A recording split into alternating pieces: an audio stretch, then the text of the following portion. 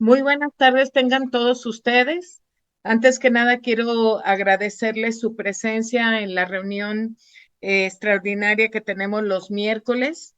Hoy, como otras veces, pues tenemos dos grandes profesores de lujo de la Universidad de Arkansas de Ciencias Médicas y del Hospital de Cáncer Dana-Farber, que nos van a presentar pues unos temas muy importantes para nuestro país, para todos los de interés para todos los hematólogos, oncólogos, ya que se va a hablar el día de hoy de mieloma múltiple y de la macrobulinemia de Waldenstrom.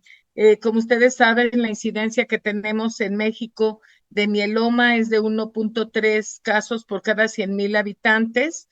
Y bueno, el día de hoy se va a ver la calidad de vida en este tema, y de la macrobulinemia de Waldenstrom se va a tratar acerca de todas las opciones de tratamiento que hay. Para esto, pues qué mejor nuevamente que el doctor Luis Villela, un gran querido amigo, como saben ustedes. Él es un gran hematólogo, quien siempre está pues muy interesado en contribuir a muchos trabajos de investigación en este y otros temas como linfoma.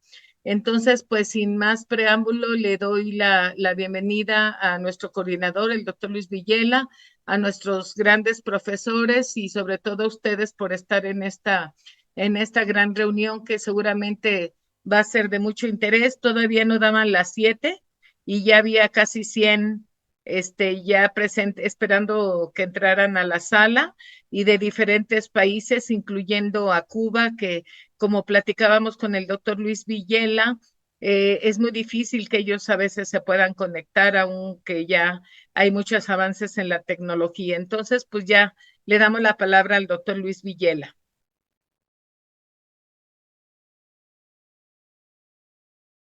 Hola, buenas tardes, buenas noches. Como agradeciéndole a nuestra presidenta, a Ángeles, por las palabras de bienvenida.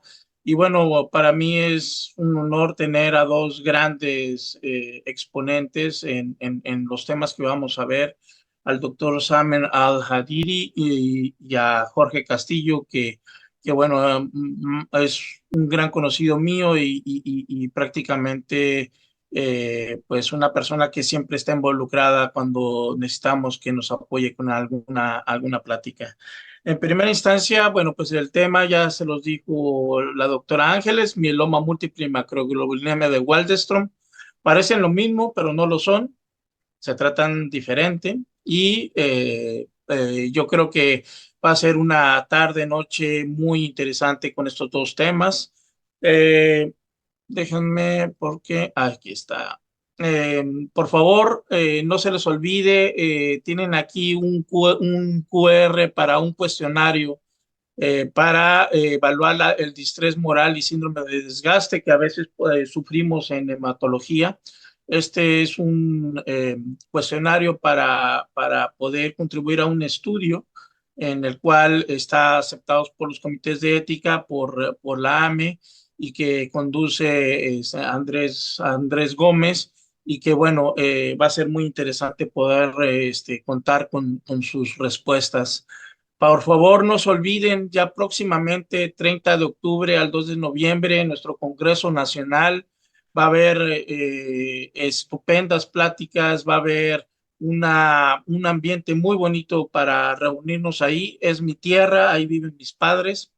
Entonces yo creo que es un lugar estupendo para podernos reunir y poder tener unas mañanas y tardes académicas, y en las tardes, noches, relajarnos con un buen lechero. Las sesiones de septiembre, ustedes pueden ver la de hoy, ya la comentamos. La del 7 de septiembre es NGS y leucemia mieloide aguda, síndrome mielodisplásico y terapias blanco utilizando estas técnicas moleculares. El 12 de septiembre tenemos enfermedad injerto contra hospedero agudo, es una sesión de residentes. El 21 de septiembre, vacunación en hematología y seguimiento de supervivencia pediátrica, un tema muy interesante también. Y el 25 de septiembre, leucemia mieloide crónica en adultos y en pediatría. Esas son las sesiones que tendremos en este mes. Tampoco se olviden la que les acabo de mencionar, el sábado 7 de septiembre tendremos a dos grandes ponentes también, la doctora Anne Catherine Eisfeld de la Universidad de Ohio y el doctor Wellington Fernández del Instituto de Cáncer del Estado de Sao Paulo. Y bueno, pues vamos a introducir a nuestros ponentes del día de hoy. El doctor Samer Al-Hadidi es profesor asistente de hematología en el Departamento de Hematología y Oncología y sección de mieloma en la Universidad de Arkansas. Y como ustedes saben, hay exponentes importantes en esa universidad. El doctor Bart Parlogi con su terapia total fue donde creó este tipo de tratamiento para mieloma múltiple, mucho antes que hubiera pues los medicamentos que tenemos actualmente. Y bueno, él nos hablará optimizando el balance entre eficacia y calidad de vida en mieloma múltiple. Y nuestro segundo ponente, el doctor Jorge Castillo, peruano, estudió medicina en México, en la Ciudad de México, en la Universidad Autónoma Metropolitana. Él es director clínico del Pink Center for Waldenström Macroglobulinemia Institute en lo que es Dana-Farber. Y bueno, ustedes saben perfectamente que Dana-Farber está integrado a la Escuela de Medicina de Harvard y él es un experto en todo lo que sea inmunoglobulina IgM. Entonces, bienvenido, Jorge. Y bueno, no se les olvide Canal 1 español para la traducción simultánea, Canal 2 para el inglés. Van a tener ambas traducciones para que puedan unirse todos. Y al final de las charlas, por favor, no se les olvide descargar su constancia para que tengan validez de la asistencia a este curso. Sin más, al final también tendrán este QR, que es una encuesta de calidad. Por favor, contesten, que nos va a ayudar a poder seguir mejorando en estos casos. Muchas gracias. Buenas noches a todos y gracias por recibirme esta noche. Les voy a hablar hoy sobre mieloma múltiple, cómo optimizar el equilibrio entre la eficacia y la calidad de vida. He aquí mis conflictos de interés. La meta de tratar el mieloma múltiple gira alrededor de dos metas principales. La meta primera, que es tratar de mejorar la supervivencia global. La forma en que yo describo esto a los pacientes en la clínica es que la meta para ellos es que vivan tanto como vivirían si no tuvieran el mieloma. La otra meta importante es tratar de mejorar su calidad de vida. Esto se puede realizar controlando las comorbilidades relacionadas con la enfermedad para permitir una calidad de vida normal o seminormal, de manera que los pacientes hagan las cosas que les gusta hacer con una interrupción mínima de sus actividades diarias y pudiendo, por ejemplo, hacer trabajo si quieren trabajar o funcionar como ellos deseen. Tenemos una gran fortuna en el mieloma múltiple porque en las últimas 2 décadas se han logrado avances significativos y cambios en la manera de tratar. En esta diapositiva vemos que ha habido aprobaciones de fármacos múltiples al cabo de los años, comenzando por un fármaco que nunca se utilizó en Arkansas, la talidomida, pero más recientemente ahora tenemos los bioespecíficos, incluyendo el elranatamab, talquetamab, entre otros. Ven que hemos ido agregando más opciones de terapia con el tiempo y estas terapias se utilizan ahora desde el principio de la terapia en comparación con las líneas más tardías cuando son aprobadas. Y les quiero mencionar unas cuantas cosas. De este listado pueden observar que hay algunos cuantos fármacos que se han retirado del mercado y que también aparecen ahí abajo. Algunos de estos fármacos no tienen el beneficio que los otros, y esto es comprensible porque con el desarrollo de nuevos fármacos a veces algunos son mejores y en otros casos pues el antiguo medicamento digamos que se mejora en cuanto a la combinación con otros fármacos. Como recordatorio muy breve, en el mieloma múltiple, esta es una enfermedad de la edad adulta o mayor. La edad promedio es de 69 años en Estados Unidos. Y pueden ver aquí abajo, a la izquierda, la distribución etaria del mieloma recién diagnosticado. La mayoría de los pacientes giran entre las edades de 55 y 84, pero a veces podemos ver pacientes más jóvenes de la segunda y tercera década de edad. Y esto es más bien una minoría. También podemos observar que la supervivencia a más de 5 años ha ido mejorando drásticamente, con casi 2/3 de los pacientes que sobreviven más de 5 años desde el momento de su diagnóstico. Y esto es una gran mejoría que se ha ido logrando al cabo de los años. El mieloma solía ser una enfermedad más común en masculinos versus femeninos y más común en algunos grupos étnicos, como pueden observar. A pesar de la tasa de nuevos casos, como pueden ver, aquí la tasa va a la baja sustancialmente, la tasa de mortalidad. Y esto se traduce o más bien es la traducción del avance que hemos tenido en los últimos años. Ahora, si hablamos aquí sobre los estudios que se realizaron en Arkansas, este es un ejemplo de uno de los estudios que se llamaba el Freebie. Y aquí observamos el hecho de que hemos tenido sobre supervivencias a largo plazo bastante prolongadas. Los supervivientes vivían y ahora viven más que en comparación con aquel entonces. Eso fue desde la introducción de un fármaco eh, talidomida, ¿no? Y algunos otros fármacos. Este estudio se realizó hace más de 20 años y vemos que la diferencia era de 11.2 años. Y esto es un progreso muy significativo en el mieloma.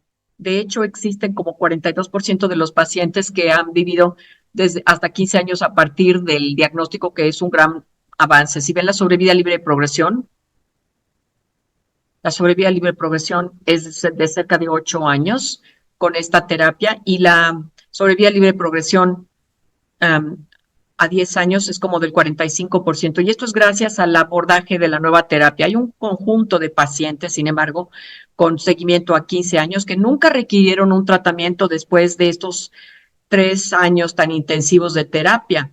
Y esto explica el cómo hemos ido mejorando tanto en esta enfermedad al cabo de los años. Y bueno, también sabemos que el primer tratamiento es nuestra mejor oportunidad.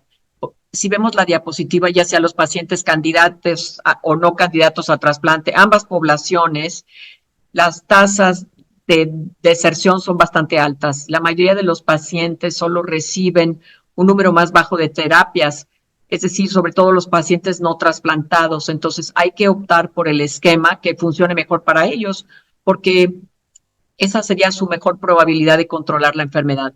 Este es un muy buen estudio que reportó que en pacientes trasplantados aún las tasas de deserción son altas, pero menos bajas que pacientes que no son candidatos a ello. Y bueno, esta es la belleza de nuestros tratamientos actuales que nos llevan, digamos, a un mayor control de la enfermedad y a una respuesta más profunda. Si vemos la figura, el primer agente quimioterapéutico que incluye a BAD nos da más o menos un 50% de la tasa de respuesta global, con un número mínimo de pacientes con una respuesta todavía mejor, pero se ha ido mejorando al cabo de los años. Vemos que, por ejemplo, Cytoxina y Borde o Rev-Veldex y Dara-Rev-Veldex, las respuestas nos llevan casi al 100%, en donde 90% de los pacientes han tenido una muy buena respuesta y hay un número sustancial de pacientes cuyas respuestas se reflejan con estatus de negatividad, enfermedad mínima residual mínima. Entonces, quiero señalarles nuestro estudio más reciente para podernos adentrar en cómo se está tratando la enfermedad hoy día. Este es uno de los estudios más importantes que se presentó recientemente y se publicó también, llamado el estudio Perseus. Y en este estudio los pacientes se aleatorizaron a IBD o RBD. Y la razón de estos agentes, bueno, que se utilizaron primero en inducción, consolidación y mantenimiento. La cuestión de este estudio es que se añade daratumumab a BRD para ver si mejoraba la sobrevida libre de progresión. Lo curioso de este estudio es que después de cierta cantidad de duración del tratamiento, los pacientes podían interrumpir el uso de daratumumab y lograr así respuestas muy profundas que se reflejaban en una enfermedad mínima residual muy baja.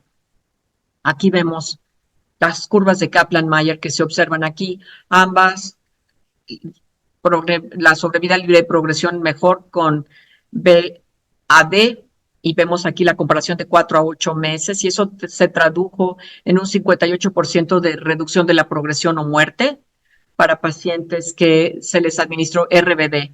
No hubo diferencia en la sobrevida global, pero lo que hemos aprendido al cabo de los años es que para mostrar un beneficio de sobrevida global en mieloma tenemos que dar seguimiento a los pacientes por un periodo muy prolongado, y entonces aquí tenemos que buscar datos de seguimiento más prolongados. Para pacientes candidatos a trasplante con mieloma, hoy en día la inducción con terapia basada en QAD, daratumumab o RBD se considera el estándar de atención en Estados Unidos.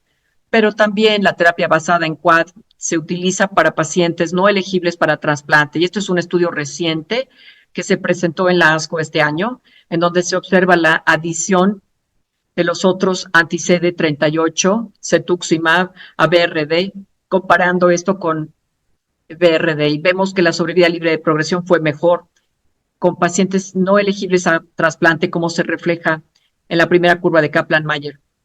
La sobrevida global, no hay diferencia entre ambos grupos y tampoco en el seguimiento. Entonces, esto sugiere hoy en día que para pacientes no elegibles para trasplantes de más de 80 años, en forma parecida a la población más joven en este estudio, la inducción con terapia basada en QAD es una opción razonable para considerar para ellos.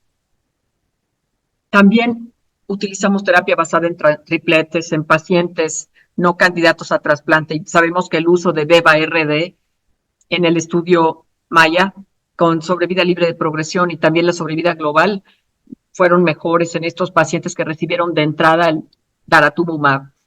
Es decir, que con la presentación más reciente de IJA, la mediana de supervivencia global fue de 7,5 años para pacientes no candidatos a trasplante. Y eso es un número impresionante de sobrevida global que se logra pues en esta población de pacientes tan difícil de tratar, porque son mayores y porque además no califican a recibir terapia intensiva ni tampoco autotrasplante. Entonces, considerando ya sea el triplete o una terapia basada en QAD para pacientes no candidatos a trasplante, bueno, son opciones razonables, pero pacientes de 80 años, el uso de terapia triplete,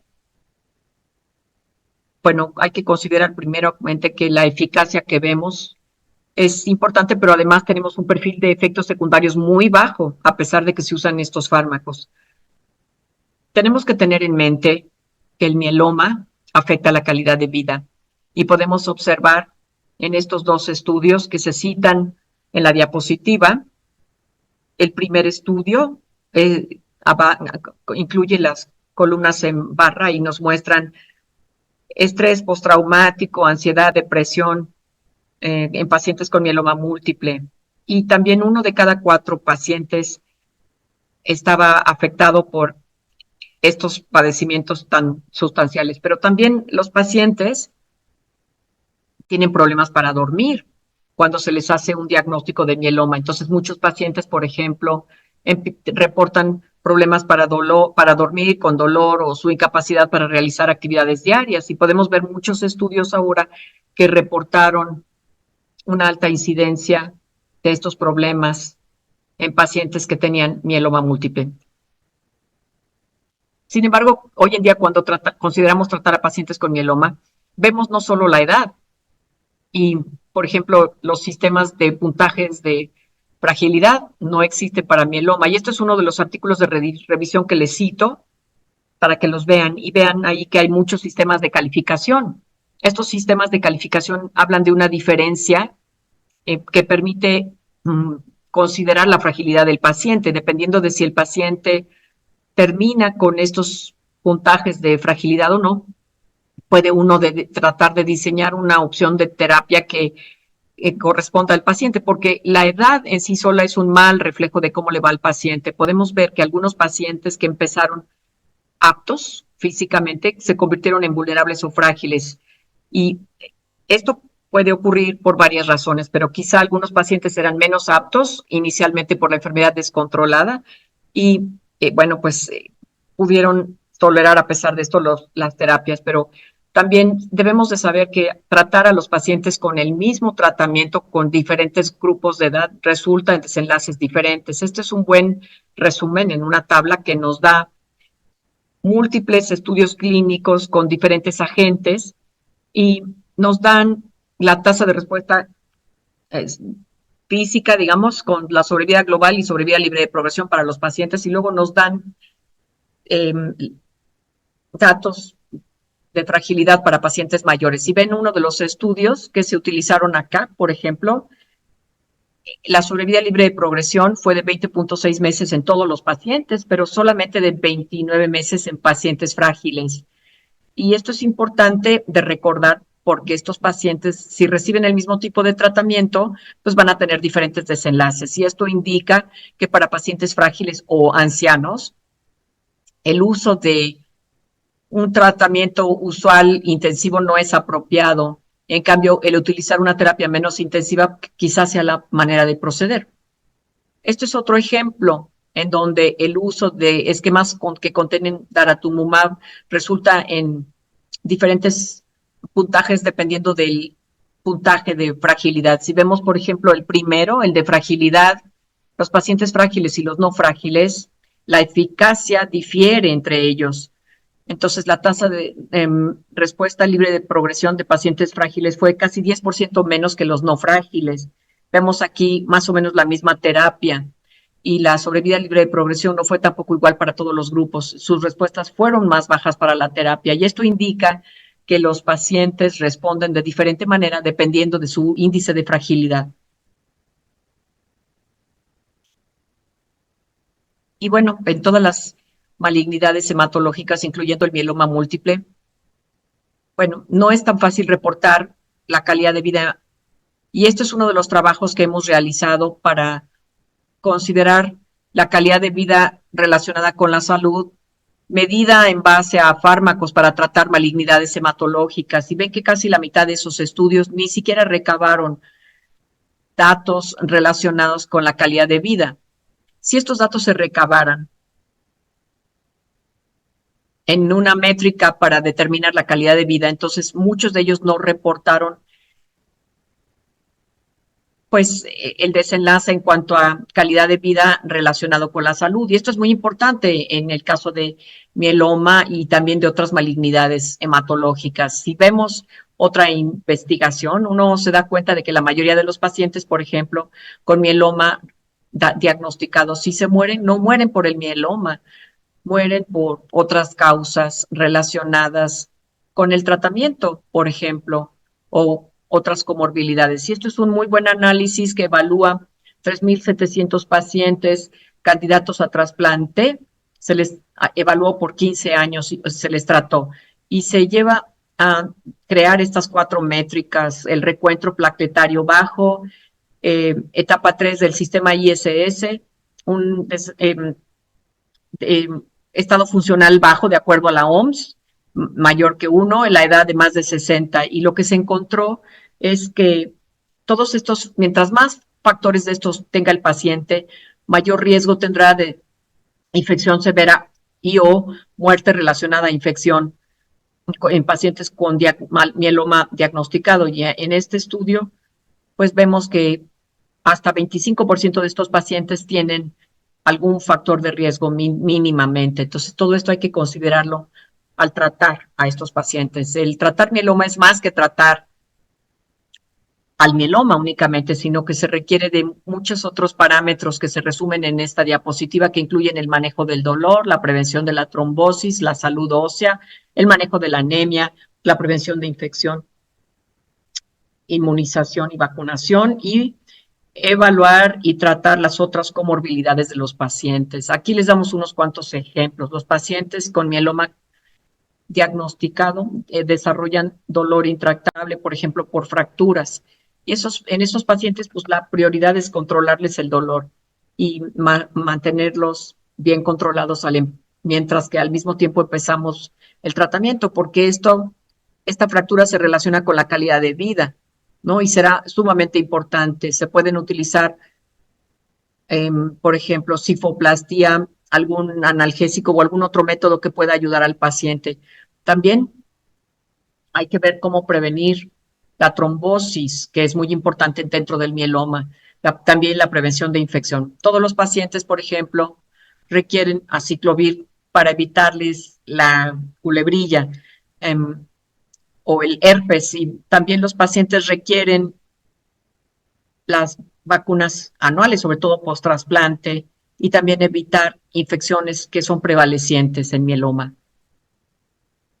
Así que un aspecto de esto es que si ven la enfermedad ósea, hay múltiples guías que se resumen en esta tabla de múltiples instituciones, incluyendo el grupo de trabajo de mieloma. Los pacientes con mieloma deben de considerarse para agentes modificadores óseos, como por ejemplo ácido zoledrónico o algún otro bifosfonato.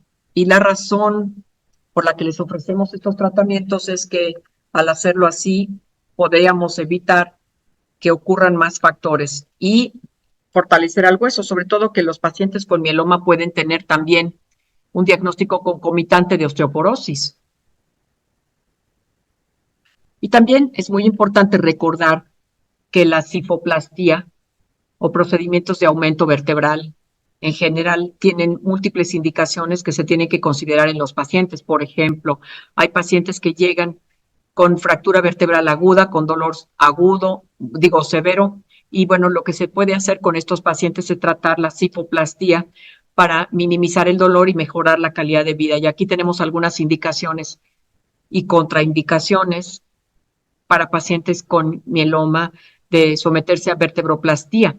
Se los presento aquí como en forma de resumen. Otra cosa importante a la que quiero señalar es que hemos tenido suerte con las diferentes opciones y pueden ver con las guías de la NCCN que hay varias opciones en este caso. Por ejemplo, para enfermedad refractaria, después de 1 a 3 líneas de tratamiento, y es muy difícil para el oncólogo tratante optar de una gran variedad como esta, pero el problema que tenemos es que no todos se crearon igual. Algunos fueron creados, las guías comparando, por ejemplo, a asiáticos, y también muchas de estas guías tampoco fueron comparadas entre unas y otras. Entonces quiero llamar su atención al hecho de que esas opciones no son semejantes. El elegir una de ellas quizá no sea la mejor manera de tratar a sus pacientes, porque más opciones no necesariamente quieren decir mejor. Lo que hay que hacer es saber si esas opciones son mejores en cuanto a la sobrevida libre de progresión o a mejor calidad de vida. Y este es un ejemplo de lo complicado que es tener tantas opciones para tratar. Esto complica la vida de los médicos. Otra cosa importante a la que quiero señalar es que la toxicidad que vemos con los tratamientos para mieloma son reales, ¿no? La toxicidad es real. Esta figura nos muestra la toxicidad y los anticuerpos específicos. Se piensa que son BCMA o no BCMA, que se dirigen con biespecíficos, tienen el blanco con biespecíficos, y podemos ver que con las infecciones son más para pacientes con BCMA. Y la mayoría de los pacientes de estos estudios, bueno, algunos de ellos murieron en el seguimiento, pero como la cuarta parte de estos pacientes murió por infecciones.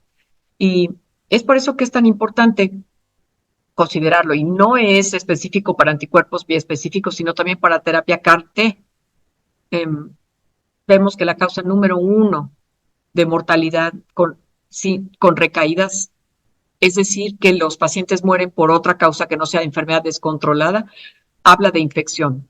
Entonces hay diferentes medidas, pero es muy importante evitar infecciones, sobre todo cuando se tienen estos pacientes más complicados de partida. El otro problema que yo creo que ocurre en el campo del mieloma es que tenemos que tratar a los pacientes por mucho tiempo. Se pensaba que el mieloma debiera tratarse solo hasta la progresión de la enfermedad.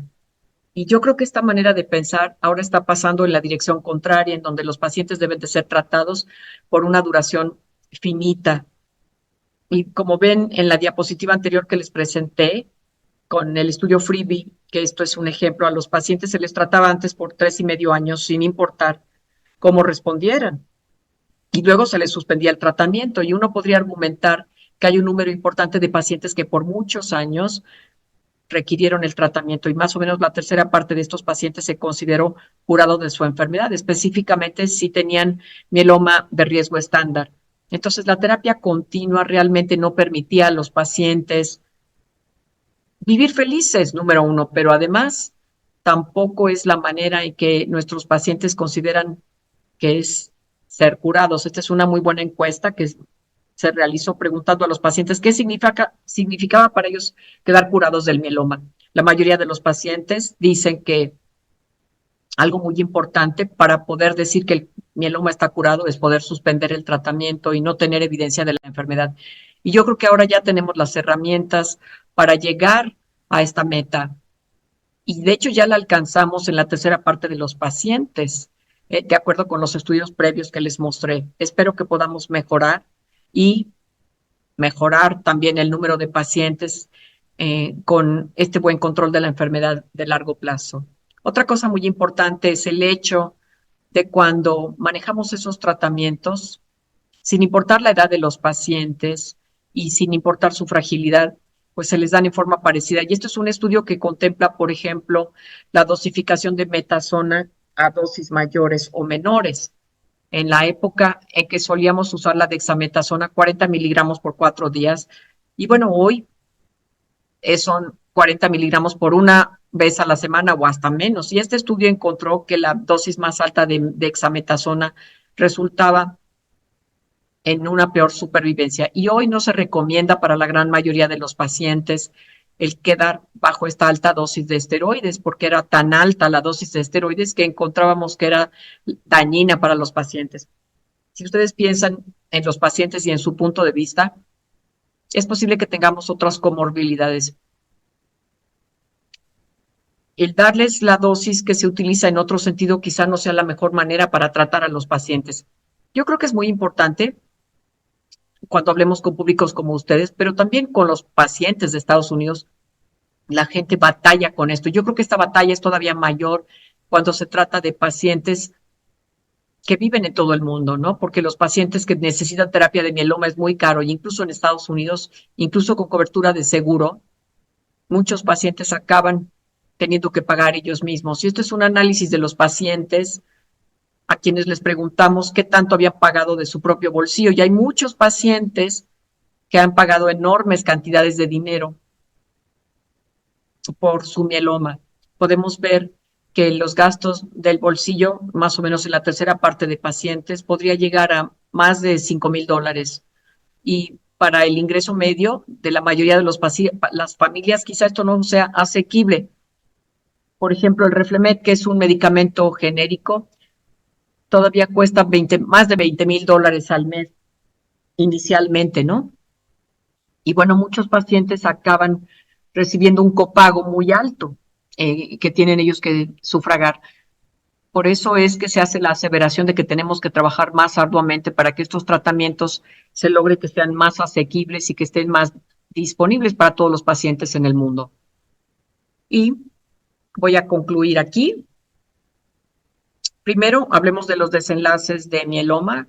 Los pacientes continúan mejorando y nosotros creemos que 1 de cada 3 pacientes con un mieloma de riesgo estándar quedará curado de su enfermedad. Los estudios de calidad de vida, por desgracia, son limitados y debemos de fomentarlos y usarlos con más frecuencia en nuestros estudios futuros. Y yo creo que el cambiar el tratamiento por un tratamiento limitado o de tiempo limitado va a ayudar a mejorar la calidad de vida. Todos los pacientes quieren poder llegar a suspender el tratamiento para tener una calidad de vida normal y también evitar los efectos secundarios. Los estudios futuros se están implementando ahora con dosis menos frecuentes y menor dosificación de los fármacos prescritos, y yo siento que esta debería de ser la manera de proceder en el futuro. Muchas gracias. Muy buenas noches a todos. Yo soy Jorge Castillo, soy el director clínico del programa de Waldenströms en el Dana-Farber Cancer Institute en Boston. Y el día de hoy vamos a hablar acerca del diagnóstico y el tratamiento de Waldenström's. Quiero agradecer a la directiva de la AME por invitarme. Para mí es siempre un placer particular el poder hablar de Waldenström's en español. Eh, Como el director clínico del programa de Waldenström's, nosotros somos dos médicos que nos dedicamos full time, tiempo completo, a ver pacientes con Waldenström's y condiciones asociadas a IgM. Vemos aproximadamente 3.000 visitas al año de pacientes con estas condiciones raras. Y muy pronto vamos a buscar, comenzar a buscar una tercera persona para que se una al grupo. De manera que estamos creciendo. Luis, manda tu currículum y vamos a ver en el futuro, ojalá este programa siga creciendo en tamaño. Entonces, por los siguientes 25 minutos vamos a hablar acerca de Waldenström's. Mi correo electrónico está ahí en la pantalla. jorgej_castillo@dfci.harvard.edu. Si les gustan los slides o tienen algún caso que quisieran compartir, discutir conmigo, por favor, no duden en contactarme y yo con gusto les ayudo. Esos son mis conflictos de interés. Voy a dejarlos ahí por unos segundos y después vamos a proceder. Entonces, Waldenström's es una enfermedad bastante interesante, ¿no? Nosotros, por ejemplo, vemos pacientes, todos son pacientes reales. Tenemos un paciente de 67 años asintomático al cual se encuentra una cuantificación de proteínas séricas altas, de otra manera totalmente asintomático. Una mujer de 58 asintomática que se hizo una resonancia magnética por otras razones y se le encontró heterogeneidad en la médula ósea. Tenemos un paciente de 70 años asintomático también que se le encontró una velocidad de sedimentación globular elevada. Pero pacientes también pueden presentarse con síntomas, ¿no? Pacientes con una anemia normocrónica, normocítica, sin otra etiología. Tenemos un paciente de 72 años que presenta con dolores de cabeza, sangrados nasales y hemorragias retinales. Tenemos una mujer de 69 que presenta con adormecimiento de los pies, simétrico, bilateral. Y tenemos al varón de 66 años con parálisis facial, dolor en la espina baja, en la espalda baja y con debilidad en las dos piernas. Entonces, todas estas condiciones aparentemente disímiles o diferentes, ¿no? Tienen algo en común, ¿no? Cuando se le envía una electroforesis con inmunofijación, se encuentra un pico monoclonal de tipo de IgM. Y eso es usualmente la primera sospecha de que podemos estar tratando con un paciente con macroalbuminemia de Waldenström's. Ahora, para hacer el diagnóstico adecuado, me parece a mí que es importante detallar que el diagnóstico de Waldenström's es clínico patológico, de manera que es una combinación de aspectos clínicos y patológicos. El primero, como hemos conversado inicialmente, es esta proteína monoclonal de tipo IgM. Una vez que se detecta esta proteína, el siguiente paso es hacer una biopsia de médula ósea, ya que la presencia única de la proteína de IgM no es diagnóstica de Waldenström's. Al hacer la médula ósea, lo que estamos buscando es un exceso de células linfoplasmacíticas en la médula ósea. Ahora, hallando las células linfoplasmacíticas en la médula ósea sin la presencia de la proteína monoclonal de IgM, tampoco es diagnóstico de Waldenström's. Y al final, lo que estamos haciendo más recientemente, en los últimos 10 años, es evaluando la presencia de esta mutación de punto en MD88, que ahora se puede identificar mediante PCR o mediante secuenciamiento de próxima generación.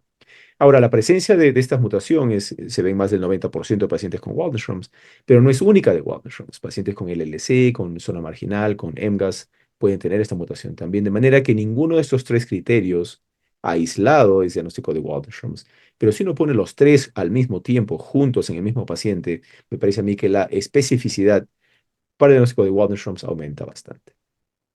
Ahora, una vez que hacemos un diagnóstico apropiado en estos pacientes, el siguiente paso es decidir si al paciente se le tiene que tratar o no, ¿no? En mi clínica, aproximadamente la tercera parte de los pacientes que me vienen a ver con Waldenström's diagnosticado están asintomáticos.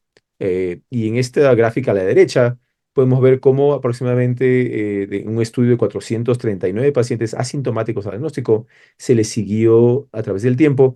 Y aunque 30% de estos pacientes necesitó tratamiento a los 2 años del diagnóstico, a los 10 años, 80% de pacientes necesitan tratamiento, lo que significa que 1 de cada 5 pacientes diagnosticados asintomáticos puede que no necesiten tratamiento por más de 10 años, ¿no? Entonces es importante dejar al paciente observarlo cuando está asintomático. Muchas razones. Número uno, en estos casos no se cura Waldenström's. No hay tratamiento curativo, inclusive trasplantes alogeneicos no son curativos para Waldenström's.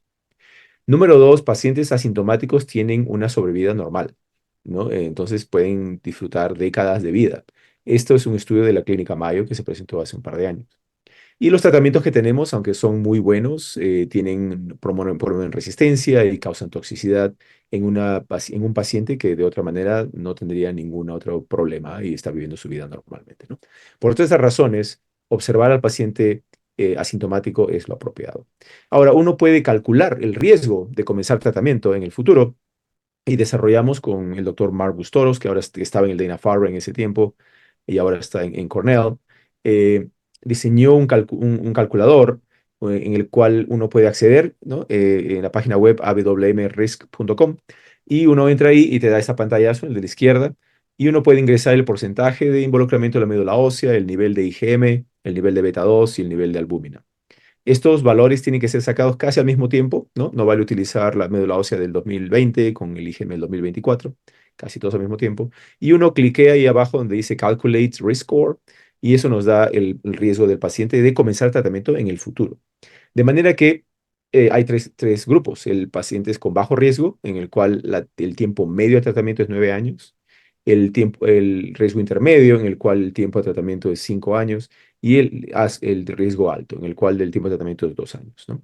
Ahora, ¿cómo utilizo yo esta data? Básicamente me guía un poco qué tan frecuente quiero ver al paciente, ¿no? Si el paciente es bajo riesgo, lo veo una vez al año. Si el paciente es riesgo intermedio, cada 6 meses.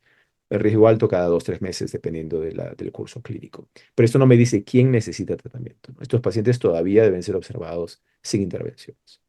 Ahora, basado en lo que estamos viendo previamente, 80% de los pacientes necesitará tratamiento en los iniciales 10 años después del diagnóstico y la clínica asociada con Waldenström's es muy variada, ¿no? Todavía anemia es la razón principal para tratar pacientes con Waldenström's y usualmente es un proceso mieloptísico, ¿no? De reemplazo de la médula ósea por las células linfoplasmacíticas, pero hay otras causas de anemia también en pacientes con Waldenström's. Tenemos pacientes que desarrollan aglutininas frías o pacientes que desarrollan deficiencia de hierro debido a un exceso de hepcidina causados por la enfermedad propiamente dicha.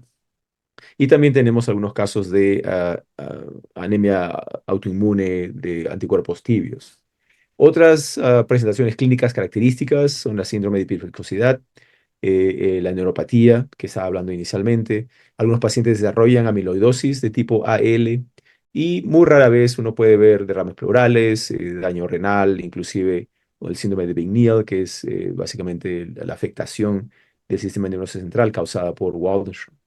Ahora, quiero detenerme un momento en daño renal, porque se ve básicamente en aproximadamente 2 a 3% de los pacientes con Waldenström's, pero se ve en casi 40 al 50% de pacientes con mieloma. A pesar de que todos los pacientes con Waldenström's tienen cadenas ligeras que están elevadas y abnormales, ¿no? Entonces, me parece a mí que a pesar de esa elevación, el daño renal no es tan común comparado con lo que se ve en mieloma, en el cual el daño renal es más común y casi toda la causa, casi la causa principal de daño renal es depósito de cadenas frías, ¿no? Perdón, de cadenas ligeras. De manera que me parece a mí que las cadenas ligeras en pacientes con Waldenström's se comportan de manera diferente clínicamente hablando que en los pacientes con mieloma. Entonces es importante tener eso en cuenta. No tenemos mucho en cuenta nosotros la diferencia o la tasa de la capa sobre lambda en pacientes con Waldenström's para comenzar tratamiento o para medir respuesta. Entonces es un mensaje importante que diferencia Waldenström's de mieloma. Ahora, cuando necesitamos tratar al paciente, hay muchos tratamientos altamente efectivos. Otra de las diferencias que tenemos con mieloma es de que no tenemos, pues, la cantidad de estudios comparativos que hay en mieloma, ¿no? De cientos de miles de pacientes. En Waldenström's es una enfermedad mucho más rara. Los estudios clínicos son casi la mayoría son de grupo simple, sin comparador, prospectivos, sí, pero con muestras estadísticas muy pequeñas. Entonces, en esta tabla les he colocado las combinaciones utilizando rituximab, que se utiliza más comúnmente, ¿no? Tenemos CDR arriba, fludarabina y bendamustina, son quimioterapias. Y abajo tenemos bortezomib, carfilzomib, ixazomib, son inhibidores de proteasomas, ¿no? Vemos las muestras estadísticas de estudios prospectivos entre 30 a 70 pacientes, pero cuando vemos las respuestas globales son muy buenas. Las respuestas mayores, un 50% de la disminución de la IgM, muy buenas, y la sobrevida de libre progresión que se mide en muchos años. No vamos a hablar mucho acerca de sobrevida global, porque la sobrevida global de los pacientes con Waldenström's, la mediana es entre 15 a 20 años, entonces realmente no hay mucho impacto en ese aspecto, ¿no? De los estudios clínicos. Entonces vamos a hablar más que todo de respuesta y sobre la libre progresión. Ahora, quimioterapia es muy efectivo, pero tienen efectos secundarios que es importante notar. El riesgo de enfermedades mieloides del 1% con la primera ronda de quimioterapia, la cual aumenta con el tiempo. Y si uno introduce fludarabina, entonces el riesgo es mucho más alto también. Y inhibidores de proteasoma son excelentes. Las tasas de respuesta son un poco menores, me parece a mí, comparado con quimioterapia. Um, y bueno, el riesgo de neuropatía, el riesgo de problemas cardiopulmonares con carfilzomib, ¿no? Entonces también es algo que hay que discernir, discutir con el paciente para poder individualizar el tratamiento. Por años estábamos utilizando el mantenimiento debido a la data que provenía de manto y folicular, pero ese estudio alemán, que todavía no se ha publicado, pero se presentó en ASH 2019 y se actualizó en el taller de Waldenström's en el 2022, muestra que no hubieron diferencias entre mantenimiento contra observación después de haber expuesto al paciente a 6 ciclos de bendamustine con rituximab, y mientras que el paciente haya obtenido al menos una respuesta parcial, ¿no? Entonces, ese momento se randomiza y no hay beneficio de sobriedad libre de progresión o sobriedad global con el mantenimiento. De manera que estamos utilizando mucho menos mantenimiento ahora debido a esta data. Y ojalá el doctor Rommel publique este estudio pronto. Y más recientemente, ya en los últimos 10 años, estamos utilizando inhibidores de BTK. El entendimiento de cómo cómo funciona la mutación de medio 88 y cómo se hace la señalización intracelular es fuertemente mediante BTK. Y eso entonces introdujo la idea de utilizar inhibidores BTK en pacientes con Waldenström's. El estudio inicial que se publica en el New England en el 2012 por el doctor Stephen Trion, estudió 63 pacientes y ven ustedes las tasas de respuestas muy altas y la sobrevida de progresión bastante prolongada también. Ahora hay una serie de otros estudios prospectivos utilizando ibrutinib, que es el tratamiento de primera generación, y también con acalabrutinib y zanubrutinib son generaciones nuevas de inhibidores BTK covalentes. Las muestras estadísticas están ahí, las pueden ver ustedes. Las respuestas son excelentes, son bastante competitivas cuando se compara con quimioterapia. Lastimosamente no hay estudios comparativos entre inhibidores BTK y quimioterapia, prospectivos comparativos, de manera que decir cuál de ellos es mejor es muy difícil, pero cuando uno ve la data de este tipo, se ve bastante competitivo. Obviamente, no hay daño mieloide y no hay neuropatía con inhibidores BTK, pero tienen problemas de arritmias cardíacas y sangrados, y infecciones, y es un tratamiento indefinido, oral, pero indefinido. De manera que cuando yo converso con el paciente, tengo que discutir todos los pros y los contras de cada tratamiento para poder decidir el tratamiento más individualizado para el paciente. Ahora, eh, obviamente, esto me parece a mí que nos da una idea de que las dos primeras líneas de tratamiento son bastante definidas en Waldenström's. O utilizas BTK seguido de quimioterapia, o utilizas quimioterapia seguido de BTK. Y el secuenciamiento, o cuál es el mejor secuenciamiento, no está muy claro, no hay mucha data al respecto, ¿no? De manera que en mi clínica tengo experiencia con los dos, ¿no? Y me parece a mí que comenzar con uno o con el otro para tratar la siguiente línea con el opuesto me parece que da al paciente bastantes beneficios similares, de manera que no hay más que hacer en ese aspecto. Ahora, cuando ya se llega a hablar de una tercera línea en adelante, ahí es donde el campo está evolucionando grandemente, ¿no? Y vamos a hablar de eso en un segundo. Entonces, estas son data de terapia con ibrutinib en primera línea. Este fue un estudio que se publicó en Leuquimia el 2022, 30 pacientes, y las respuestas muy buenas al 30%. Hubo una diferencia en los pacientes que tenían mutaciones en CXR4. Mutaciones en CXR4 se ven en aproximadamente una tercera parte de los pacientes con Waldenström's, y estos pacientes tienen a ser los pacientes que tienen los IgMs más altos, tienen más riesgo de hiperviscosidad, tienen más riesgo de coagulopatía. Y podemos ver aquí cómo realmente la presencia de estas mutaciones impacta la profundidad de la respuesta en pacientes con Waldenström's. Si los pacientes tienen mutaciones de CXR4, la respuesta muy buena es el 14%, comparado con 44% si el paciente no tiene mutaciones de CXR4. Y la sobrevida de progresión también es diferente a los 4 años, ¿no? 90% contra un 60% aproximadamente. Cuando hablamos de la adición de rituximab y ibrutinib, este fue un estudio comparativo, el INNOVATE, pero el comparador fue rituximab y placebo. De manera que este estudio nos muestra, en esta gráfica a la derecha, cómo hay un beneficio de la adición de rituximab a ibrutinib, perdón, de la adición de ibrutinib a rituximab, porque el comparador es rituximab. De manera que no hay un brazo de ibrutinib solo, que sería lo ideal, para realmente poder entender cuál es el beneficio de añadir rituximab a ibrutinib. Vemos aquí a la izquierda cómo realmente la combinación da respuestas mayores, más altas que el rituximab solo, y eso no es sorprendente. Pero interesantemente vemos aquí que en los pacientes con mutaciones en CXR4, nuevamente la respuesta es muy buena, es el 23% contra un 44%, de manera que cortan por la mitad el beneficio de las respuestas profundas, la presencia de mutaciones con CXR4, a pesar de añadir rituximab a estos pacientes. La diferencia en la survivalidad de progresión no es muy marcada. Vemos aquí los pacientes sin mutación en CXR4, línea roja continua, comparado a los pacientes con mutación en CXR4, que es línea verde continua. Una pequeña separación, pero no es suficiente para ser estadísticamente significativo. Y el segundo estudio randomizado que se acaba de publicar recientemente, la actualización es el estudio de Aspen, el cual fue el primer estudio en el cual se comparan dos inhibidores BTK en hematología maligna, fue en Waldenström's.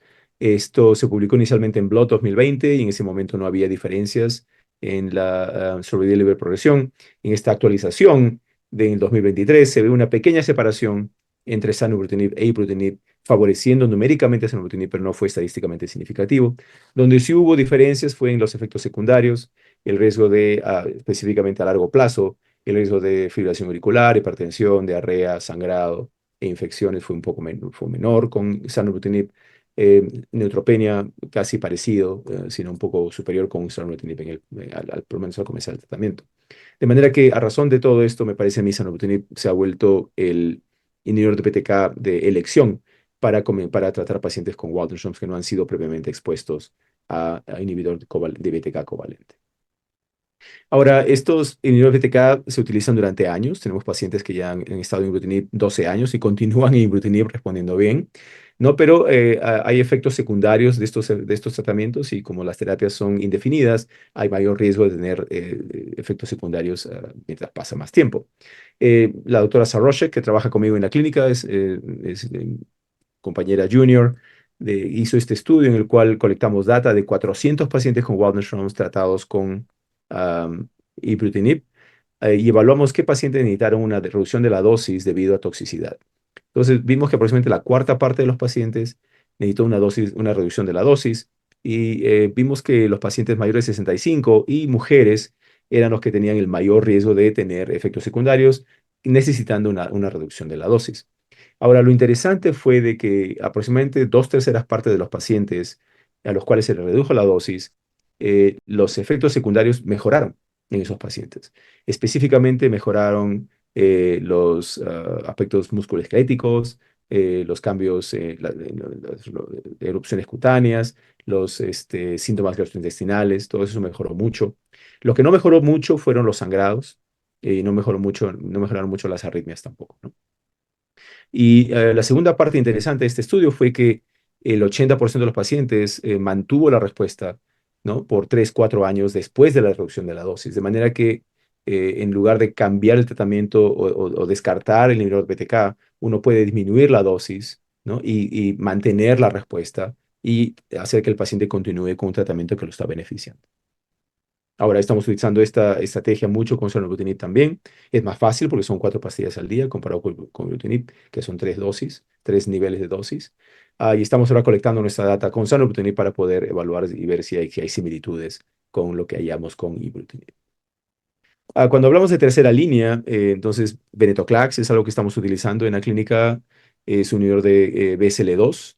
En este estudio que se publicó en el 2022, vimos que una respuesta bastante alta, al 84%, con casi 20% de respuesta muy buena. El estudio, sin embargo, fue diseñado de dar pacientes 2 años de tratamiento y como pueden ver en la gráfica del medio, a los 2 años comienzan a progresar los pacientes. Entonces, básicamente, me parece a mí que se puede optimizar la terapia con venetoclax, ¿no? Y quizás con terapia indefinida o quizás seleccionando qué pacientes son más probables de beneficiarse o de repente combinando venetoclax con otros tratamientos. El otro tratamiento que estamos utilizando ahora más, ya que se aprobó en los Estados Unidos, es pirtobrutinib. Pirtobrutinib es un inhibidor de BTK no covalente. ¿no? De manera que la mayoría de los pacientes que se vuelven refractarios o resistentes a inhibidores de BTK covalentes desarrollan una mutación en BTK, especialmente en 481, aunque hay otras mutaciones en otros lugares. Este pirtobrutinib, siendo no covalente, no interactúa con 481, de manera que puede inducir una respuesta a pesar de que el paciente está progresando en inhibidor de BTK covalente. Y en este estudio que se presentó en ASH 2022, vemos como aproximadamente las 2/3 partes de pacientes que estaban progresando en un inhibidor de BTK responde a pirtobrutinib. La durabilidad no es tan amplia, está entre los 19 y los 20 meses, pero es un tratamiento que está funcionando muy bien y nuevamente quizás se pueda optimizar. Y basado en eso, estamos ahora conduciendo un estudio en el Dana-Farber en el cual estamos combinando pirtobrutinib y venetoclax juntos, ¿no? Por 2 años. Entonces, esto vamos a presentar esa data en ASH, así que sí, vamos a verla en diciembre cuando esté disponible. Ahora, esta combinación de inhibidores BTK y BCL2 se ha utilizado en MANTO y en LLC en Europa, está aprobada en LLC, no en los Estados Unidos. Entonces, basado en estudios de nuestro laboratorio, vimos que realmente una sinergia entre estas dos intervenciones, e hicimos un estudio en pacientes con primera línea, ibrutinib con venetoclax, los combinamos, la idea en enrolar 50 pacientes y mostrar una respuesta muy buena del 45%. Desafortunadamente, 2 pacientes fallecieron en este estudio debido a eventos de arritmia ventricular de una etiología desconocida. Am, eh, los pacientes tenían enfermedad cardiovascular para comenzar, pero quizás puede haber habido otros factores que jugaron un papel ahí. Pero la respuesta muy buena fue de 42%, o sea, casi muy cerca de lo que estábamos planeando. Y lo interesante fue que a pesar de que el tratamiento se detuvo, ¿no? Aquí en la gráfica de aquí abajo, a pesar de que el tratamiento se detuvo en un momento, 12 meses después, 80% de pacientes no habían progresado. De manera que me parece a mí que hay beneficio de hacer esta combinación, pero ojalá con tratamientos más seguros. Ahora con pirtobrutinib que tiene menos daño cardíaco, quizás sea la combinación adecuada. De manera que en estos momentos no recomendamos la combinación de ibrutinib con venetoclax en pacientes con Waldenström's. Ahora, el estudio canadiense que está muy interesante es el estudio en primera línea combinando acalabrutinib con bendamustine y rituximab, el estudio BROM. Ya está completado el enrolamiento para este estudio y vemos aquí cómo el doctor Berenstein en ASH del año pasado presenta esta data y vemos pues unas respuestas excelentes. La respuesta muy buena es del 86%, eso no se había visto previamente con ningún estudio. De manera que ahorita en los Estados Unidos vamos a abrir un estudio de zanubrutinib, bendamustine rituximab, pero bendamustine va a ser 4 ciclos a dosis más bajas y zanubrutinib es una por 15 meses, ¿no? Entonces tratando de ver si se puede optimizar un poco este tratamiento, dando un poco más oportunidades de retratar al paciente con sea BTK, inhibidor de BTK o quimioterapia en el futuro. Otro tratamiento en tercera línea que está muy interesante es iopofosina 131, es un radioisótopo. Van a presentar su data principal ahora en ASH también. Ya enrolaron los 55 pacientes que la FDA les había pedido y la idea era que tenía una respuesta global de más del 20%, tiene una respuesta global del 80%. ¿No? De manera que parece que esto es un efecto bastante efectivo, ese tratamiento. Habría que ver, obviamente, siendo un radioisótopo y teniendo experiencia previa con radioisótopos, el riesgo de citopenias duraderas, necesidad de transfusiones y el riesgo de mielodisplasia en el futuro va a ser algo que vamos a tener que ver con más seguimiento también. Y esta es una tabla de estudios seleccionados, entonces están ahorita buscando tripletes, estamos evaluando, hay estudios en Alemania tratando de comparar quimioterapia contra agentes dirigidos, el estudio de zanubrutinib con bendamustine con rituximab, con el asterisco aquí a la derecha, voy a decirles eso qué significa en un segundo, y mi colega la doctora Sarrocha que está haciendo el estudio de loncastuximab ahora, también a través de este asterisco, pirtobrutinib y venetoclax estamos utilizando y se va a abrir un estudio muy pronto con epcoritamab, es un anticuerpo biespecífico contra CD20. Estos asteriscos de acá a la derecha denotan la participación de la red de Waldenström's. La red de Waldenström's es básicamente un consorcio de 20 a 25 centros académicos en los Estados Unidos dedicados específicamente a desarrollar colaboraciones de investigación para pacientes con Waldenström's. Esto es un esfuerzo a nivel nacional está auspiciado por la fundación de Waldenströms Internacional. Yo soy el investigador principal para este proyecto, de manera que ya nos hemos reunido unas veces y la idea es correr estudios clínicos concurrentes en diferentes centros, y generar data retrospectiva y prospectiva y crear también un biorepositorio para poder hacer estudios post-hoc en estos de estudios clínicos, ¿no? En tejido en pacientes con Waldenström. De manera que esta va a ser mi vida por los próximos 5 años, tratando de crear, mantener y hacer que esta red de investigación para Waldenström en los Estados Unidos sea sostenible. Y con eso, quiero darles muchas gracias por su atención.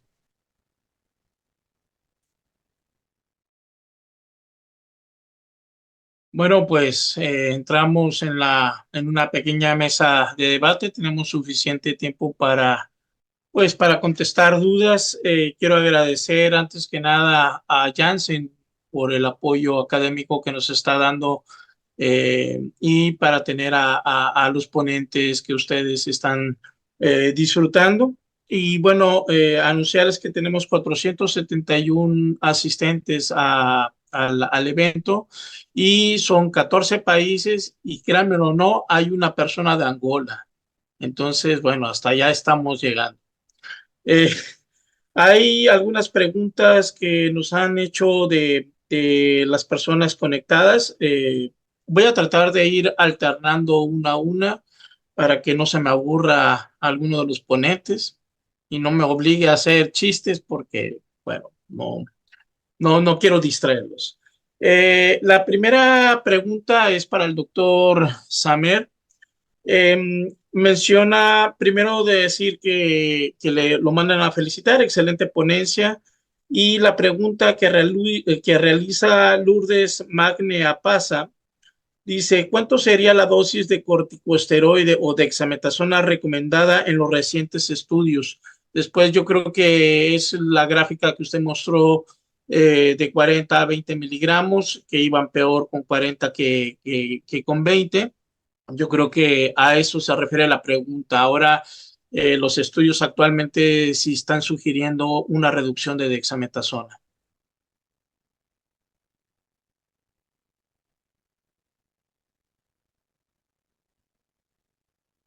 Sí, creo que la pregunta es excelente. La mayoría de los estudios clínicos hoy en día con dexametasona apuntan a una baja dosificación de 40 miligramos una vez a la semana en pacientes mayores. Los estudios empiezan con 20 miligramos a la semana, con una dosificación pulsada en los días 1 a 4 de 20 o 40, a menos de que haya escenarios específicos, por ejemplo, al iniciar el diagnóstico de los pacientes como una especie de estrategia terapéutica. Hoy en día, ya sean pacientes mayores o con una depuración de creatinina más baja, la dosis que se da es más baja de 20, pero todos los estudios están tratando de eliminar los esteroides rápidamente.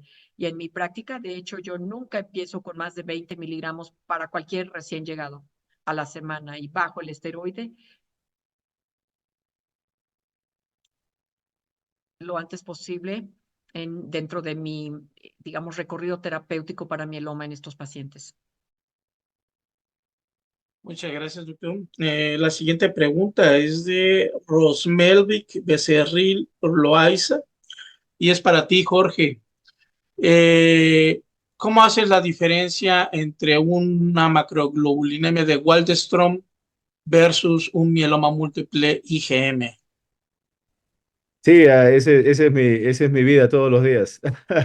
Esa es una de las principales diagnósticos diferenciales que tenemos, sobre todo en pacientes que presentan con ciertas clínicas atípicas. En general, ah, daño óseo lítico en pacientes con linfoma linfoplasmático es muy raro. Existe, pero es muy raro. Quizás en los últimos 3.000 pacientes, si hemos tenido de repente 3 o 4 pacientes en los cuales se ha hecho la biopsia de la lesión lítica y es conmutación de M88 ahí, ¿no? Entonces, clínicamente hablando, todo es posible. Patológicamente hablando es cuando me parece a mí que es un poquito más fácil poder hacer la diferenciación, sobre todo si hay estudios genómicos, y eso es un poco difícil en nuestros países. Mieloma de IgM, por lo menos las 2/3 partes o un poco más pueden tener una translocación 11-14 o inclusive expresión de ciclina D1. Ciclina D1 es un poquito más fácil hacerlo de una manera inmunohistoquímica. No hay expresión de ciclina D1 en Waldenström. O sea, nosotros hemos ido a nuestra base de datos de más de 5.000 pacientes y no hemos visto ningún paciente con expresión de ciclina D1 o con translocación 11-14. Entonces, por otro lado, la mutación de MI88, nosotros hemos testeado miles de pacientes con mieloma y unas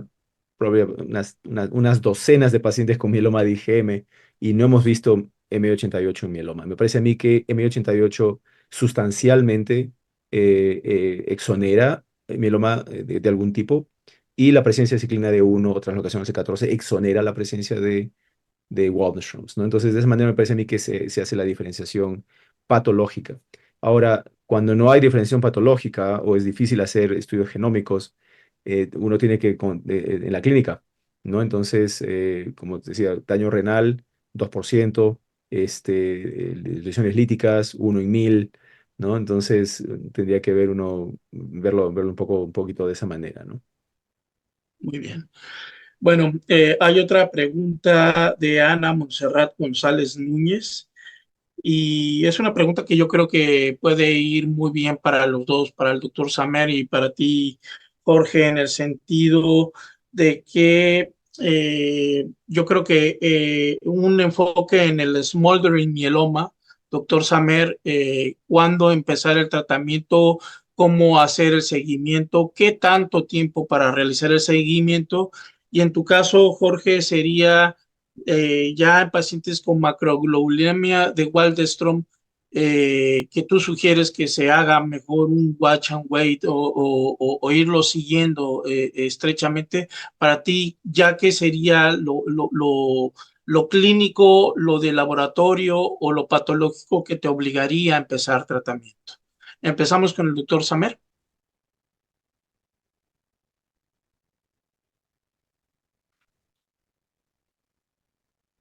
Gracias, creo que es muy buena pregunta. Cuando se llama del mieloma múltiple de tipo smoldering o latente en Arkansas, observamos a todos los pacientes con este tipo de mieloma y todo esto viene con un estudio que esperemos que se publique pronto, que recaba datos prospectivamente sobre pacientes diagnosticados con mieloma smoldering, con nuevas técnicas de imagenología que incluyen PET scans y resonancia magnética, y lo que hemos encontrado en muchos pacientes por muchos años, que, o sea, no requieren de tratamiento. Y ahora hay puntajes de riesgo múltiples que la gente está tratando de crear para indicar a los pacientes que quizá tengan mayor riesgo de desarrollar mieloma del tipo smoldering, pero ninguno de esos puntajes son perfectos y algunos de ellos ni siquiera se acercan unos a otros. Entonces, por ejemplo, si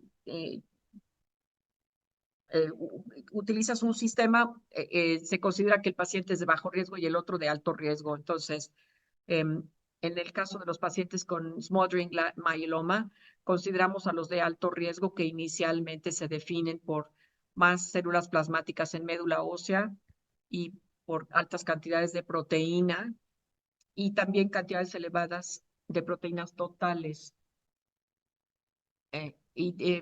También considerando el número de proteínas en las últimas 24 horas. Hay un estudio, por ejemplo, de pacientes con el índice de cadena de más o menos 100, que se considera hoy en día que es uno de los nuevos criterios diagnósticos para mieloma, y lo que han encontrado, de hecho, es que si el paciente pierde menos de medio gramo de mieloma en electroforesis de orina, el riesgo de progresión es bastante bajo y se lista como de 15% en 2 años. Entonces, el tratamiento de estos pacientes es importante, pero no queremos sobretratar al 85% de los pacientes de esta manera.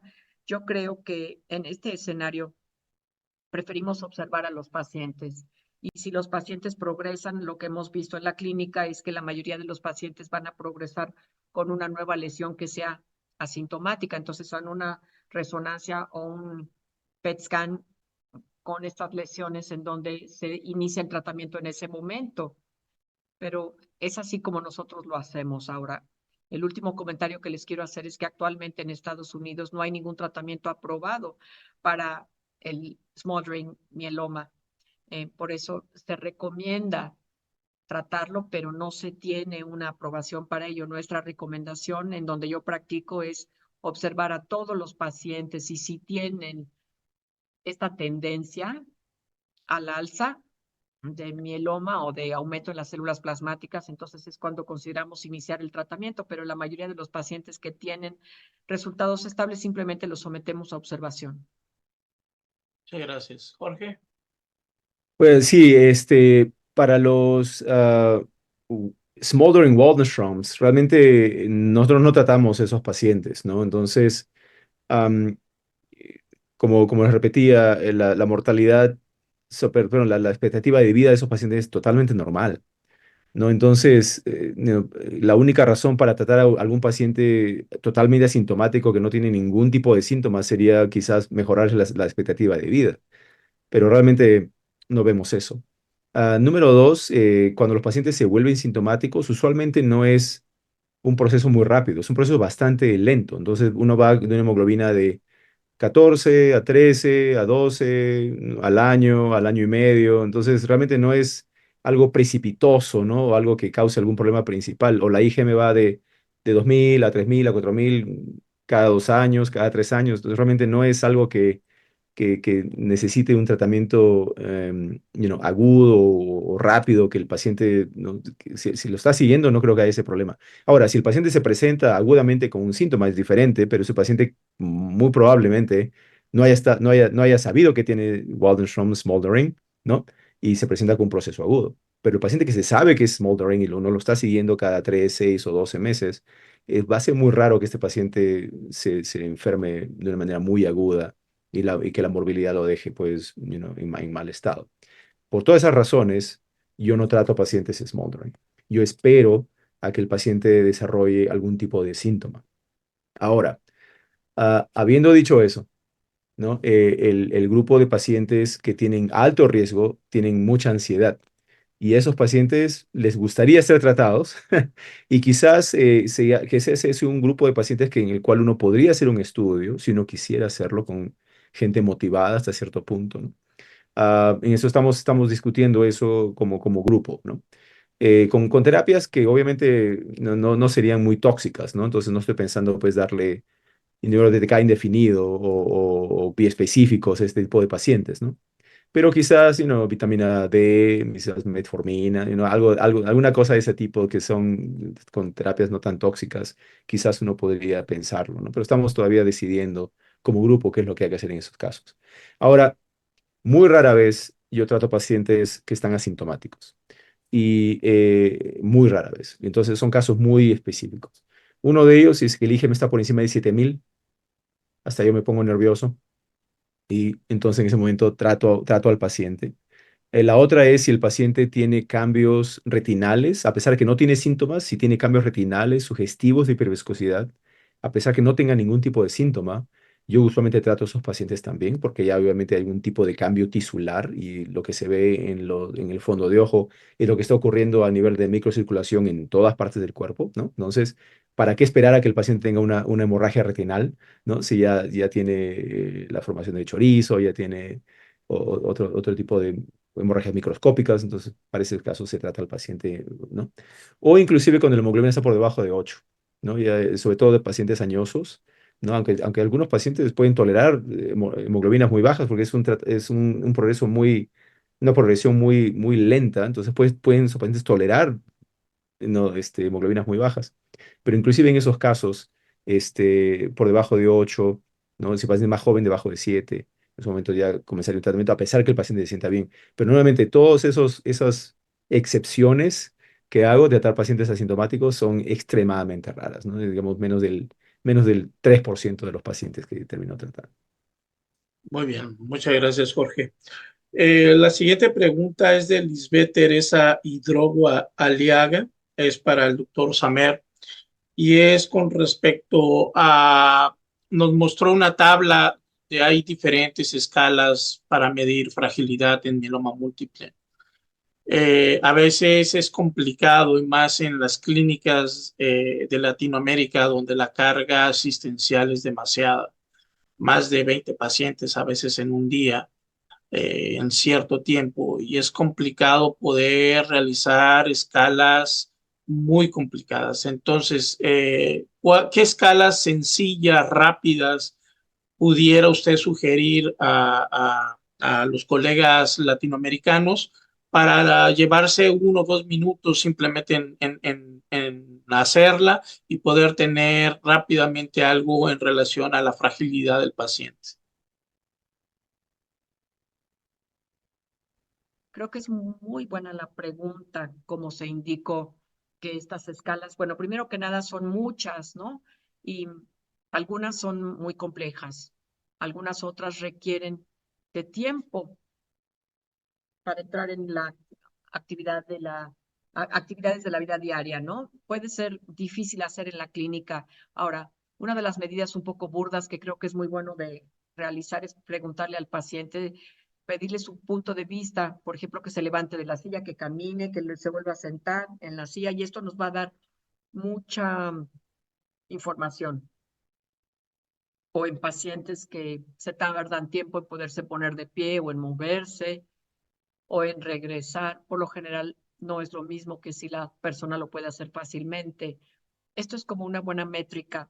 La segunda cosa en lo que yo pienso que puede ayudar es sobre todo cuando hacemos la valoración es decirle al paciente que nos ayude a llenar las formas. Muchas de estas formas están disponibles en muchos idiomas y en lugar de tomarse uno el tiempo en donde ustedes planteen la pregunta, el paciente puede resolver el cuestionario por sí solo y darle a uno una especie de medida, simplemente viendo lo que el paciente respondió, ¿no? Idealmente los pacientes también pueden hacer esto pues en casa, pero también lo pueden hacer en la clínica mientras esperan a que uno los atienda, ¿no? Ahora, esto hay que hacerlo cuando uno ve al paciente por primera vez, ¿no? Y está considerando la terapia, pero estas cosas por lo general son muy importantes también considerando solamente cómo se ve el paciente, porque es difícil determinarlo simplemente por el aspecto del paciente. Creo yo que estas son las dos cosas que pueden ser útiles de utilizar en la clínica. Muchas gracias.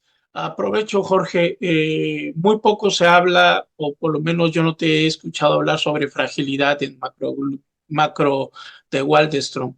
Entiendo de que como es una enfermedad de evolución lenta y que el tratamiento que vas a seleccionar lo puedes retrasar 2, 3, 4, 5, 6 años, dependiendo de lo que ya nos mostraste del score, para calcular el riesgo de estos pacientes. ¿Tú en tu clínica tiendes a hacer evaluaciones de fragilidad en macro? Si te apoyas en ellas para poder seleccionar algún tratamiento cuando llegue el momento. Sí, es una buena pregunta. Nosotros tenemos un grupo de geriatría oncología y ellos ven a todos los pacientes mayores de 65 años y no los evalúan antes de que lo veamos nosotros. Y nos dicen al final si el paciente está frágil o está robusto o está intermedio, pues no, semifrágil o prefrágil que le dicen. Nosotros no usamos mucho esa información para tomar decisiones. Y yo creo que una de las razones principales es, tenemos muchas opciones que son altamente toleradas, ¿no?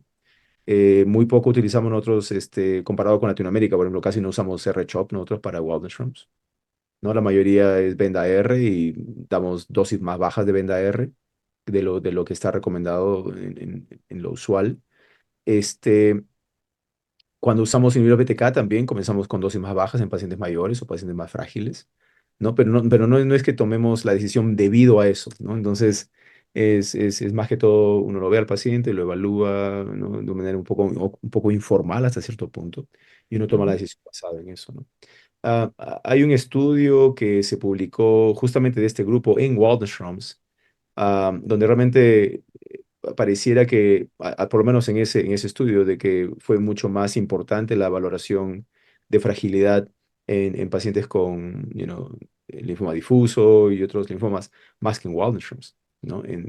Pero el problema que tengo yo también, y ese es un problema grande que tengo, y eso siempre lo reconozco, es de que los pacientes que me vienen a ver usualmente son pacientes en muy buen estado, ¿no? Entonces, la mayoría de mis pacientes no vienen de Nueva Inglaterra, no son de Massachusetts, la mayoría vienen de fuera del país, ¿no? De fuera del estado. Entonces, la gente que viene fuera del estado tiene que irse al aeropuerto, agarrar su avión, llegar a Boston, agarrar su taxi, ¿no? Entonces, son gente que tiene mayor educación, son gente más jóvenes en general, tienen mejor estado físico, tienen mejor apoyo socioeconómico, no mejores redes sociales, apoyos Entonces, es una población hasta cierto punto autoseleccionada, ¿no? De pacientes. Entonces, la mayoría que vienen a verme son pacientes que están en muy buen estado, ¿no? Entonces, eso quizás esa es la razón por la cual la evaluación de fragilidad realmente no mostró mayor valor en mi cohorte, ¿no? Pero si uno quizás se va a la población real, ¿no? Quizás sea un poco diferente. Muchas gracias, Jorge. Tenemos todavía unos 7 minutos para terminar.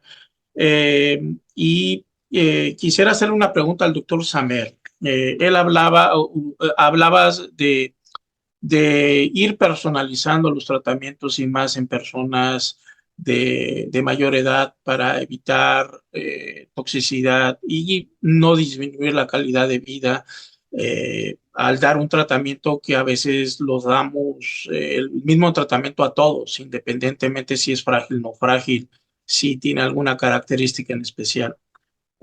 Nos presentaste pues los que están aceptados en la FDA.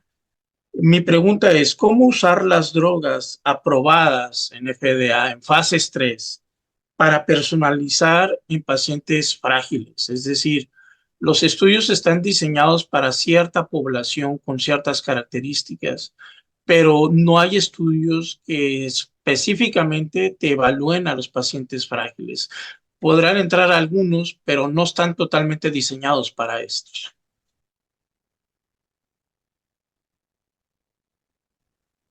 Creo que ese es un comentario muy válido y ese es el hecho de que la mayoría de los estudios que realizamos, de hecho, no toman en cuenta el hecho de que algunos pacientes mayores o frágiles quizá no toleren el tratamiento. Más recientemente, para darles un ejemplo, se está llevando a cabo un estudio en pacientes frágiles en donde se administra una dosis más baja de RBD versus DARA-RD para pacientes no elegibles para trasplante y la dosis de inicio en estos estudios es de 15 miligramos, o sea que no son los 25 miligramos típicos aprobados por la FDA. Y yo creo que eso es un buen principio, pero yo les digo que no basta. También tenemos que darnos cuenta de que los pacientes mayores de 80 años, muchos de ellos quizás sean frágiles, pero en realidad no tenemos buenos estudios para decir exactamente la dosificación que debiera dárseles. Entonces, uno puede argumentar que quizá anti-CD38 como daratumumab o rituximab basta para estos pacientes. Técnicamente no sabemos si el uso de ellos es útil o no. En la práctica, cuando veo a estos pacientes frágiles de más de 80 años, por lo general los inicio con dosis bajas digamos, de 15 miligramos, y algunos de ellos no pueden tolerar más porque tienen citopenias severas o infecciones. Entonces, la meta de tratar con una sola droga es justamente tomar en cuenta esto. Y creo que esto es un trabajo en proceso. Hay muchos estudios que están tratando de evaluar específicamente a pacientes frágiles y también específicamente con dosis más bajas, que son uno de los tratamientos para inducción. También argumentaré que algunos de los agentes probablemente deban indicarse, ¿no? En pacientes frágiles que puedan tener, por ejemplo, neuropatía y que tengan mayor riesgo de caídas. Hay varias cosas que se pueden considerar en estudios futuros en este sentido. Muchas gracias. Jorge, para finalizar, en 2 minutos, son dos preguntas que te envían a ti en específico. La primera es, habla sobre un síndrome febril a suspender BTK, si has visto casos y si parecería ser algún síndrome de abstinencia a la suspensión de este medicamento o algo. No sé qué te amerita comentario de esto. Y la segunda de Mauricio Servincasio. Te pregunta que además de la hiperhidratación y plasmaféresis, ¿qué otra cosa puedes ofrecer para los síndromes de hiperviscosidad en macro? Sí, bueno, vamos a hablar de la abstinencia primero. Nosotros publicamos nuestra experiencia en el 2018 con la abstinencia y lo que vimos fue de que uno de cada cuatro pacientes que están tomando, en ese tiempo era solamente ibrutinib, que estaban tomando ibrutinib y que lo dejan de tomar por más de 3 días, algunos pacientes desarrollan estos síndrome de abstinencia. El síndrome de abstinencia es una combinación de síntomas constitucionales, ¿no? Fatiga, fiebre, este, sudoraciones nocturnas, ¿no? Hay una serie en el estudio, cuando quieran, si alguien lo quiere, me puede mandar un correo electrónico, les mando el paper, el artículo para que lo lean, ¿no? Entonces, usualmente comienza esto a las 24 horas de dejar de tomar la dosis que correspondiera y los síntomas se resuelven dentro de 12 horas después de tomar la dosis que corresponde. Y am, es interesante porque antes de nosotros describir este problema, los pacientes tenían pues unos evaluaciones intrahospitalarias impresionantes, ¿no? Entonces, fiebre de origen desconocido y imágenes y cultivos de todo para que todo sea negativo. Y después uno comienza el inhibidor BTK y a las 8 horas el paciente está totalmente normal, como si nada hubiera pasado, ¿no?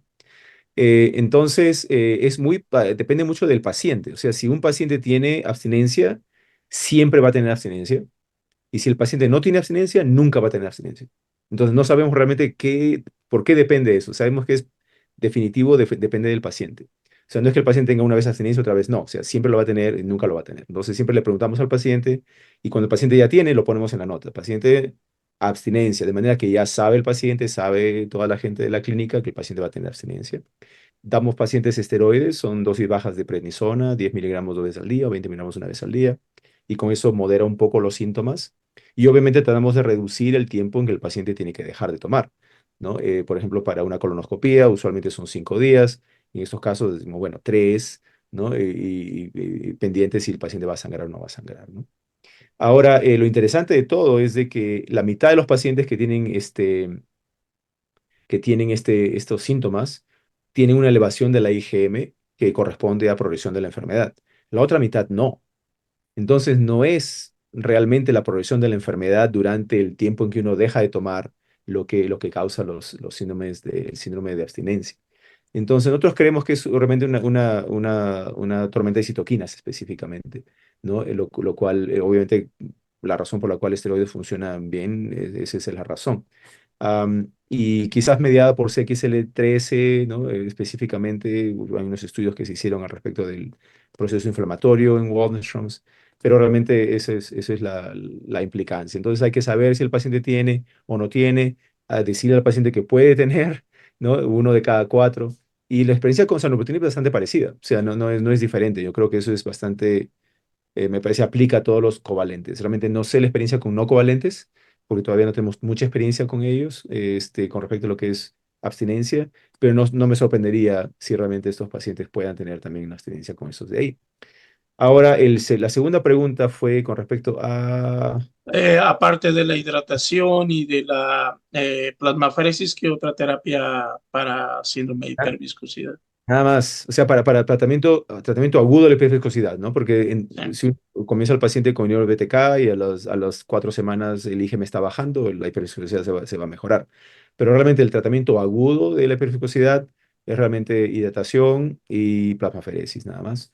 La recomendación es, que algo que le digo a los fellows muy seguido es, a veces la hiperviscosidad causa una anemia dilucional, de manera que si, por ejemplo, la hemoglobina está en 6 y tu viscosidad está en 6, primero haz la plasmaféresis y después transfundes, porque muchas veces la hemoglobina sube simplemente con la plasmaféresis, ¿no? A 8 o 9 ya no es necesario transfundir al paciente. Si transfundes al paciente cuando el paciente está activamente hiperviscoso, entonces vas a causar más hiperviscosidad. Entonces siempre plasmaféresis primero, deja que los volúmenes se reajusten, toma otra vez una cuenta sanguínea y transfunde solamente si es necesario después que el paciente ya ha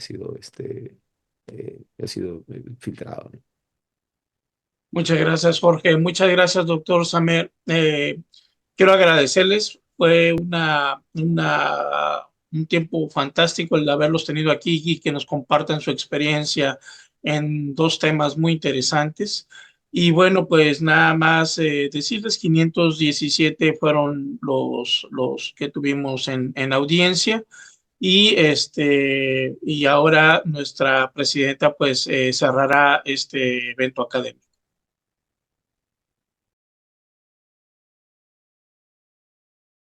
Buenas noches nuevamente.